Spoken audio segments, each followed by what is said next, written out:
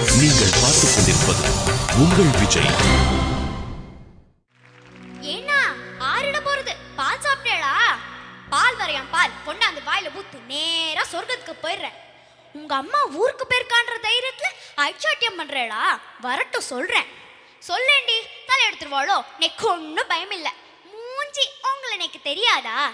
தெரிஞ்சு என்னடி பிரயோஜனம்? வெளியில ஒரு டான்ஸ் பார்க்க விடுறது இல்ல, வீட்டுக்குள்ள கிழமைக்கு ஒரு விரதம். என்ன லைஃப் என்ன லைஃப்? துர்வாச முனிவருக்கு இன்னும் கோபம் தீரலையா? தீராதிரி தீராது, தீரவே தீராது.